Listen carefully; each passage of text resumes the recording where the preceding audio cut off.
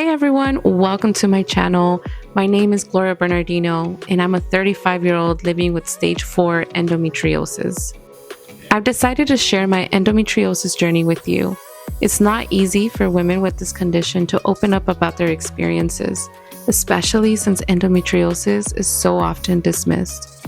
But we're endo warriors. We endure so much pain, and while that makes us strong, it can also feel incredibly isolating when those around us don't fully understand what we're going through. Let me start by sharing a bit of my story. I was diagnosed with endometriosis back in 2013 when I was 26 years old. Before that, I endured years of excruciating pain and was dismissed time and time again. No one seemed to believe the severity of what I was feeling. I remember visiting multiple doctors and sought out countless second opinions until I finally found one in Burbank who truly listened. He asked me if I've ever heard of endometriosis, and well, that's when I learned about this condition. Honestly, even though it's a terrible disease, I felt relieved. I wasn't going crazy. My body had been trying to tell me something all along. That moment of validation was huge for me, but it also opened my eyes to how many little doctors understand about endometriosis, which is such a disservice to us as patients. I had my first laparoscopy.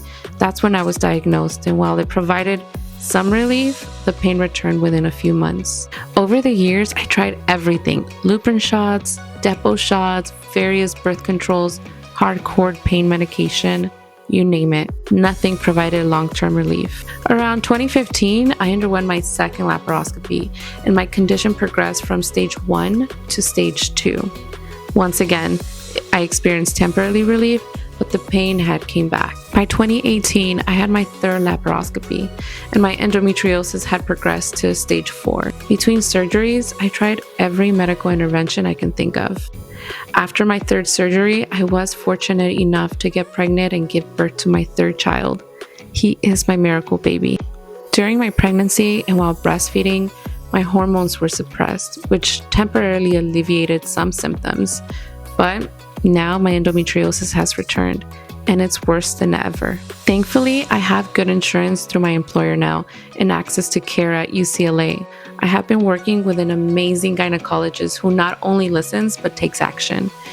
In our first visit, he suggested I get an MRI to locate endometriosis.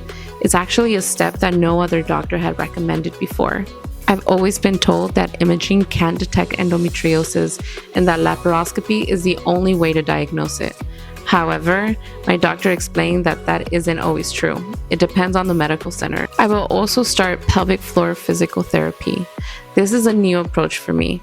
I've actually had my first appointment already, but we spend most of the time talking. Our next session, the therapist will do a thorough evaluation to pinpoint my pain. I'm still learning how this therapy can help, but I'll keep you updated. And if you had experience with pelvic floor therapy, please share it in the comments below. I'd love to hear more about it, and it might be helpful to someone else too. Now, for the next step in my journey, I'll be undergoing my 4th laparoscopy in February.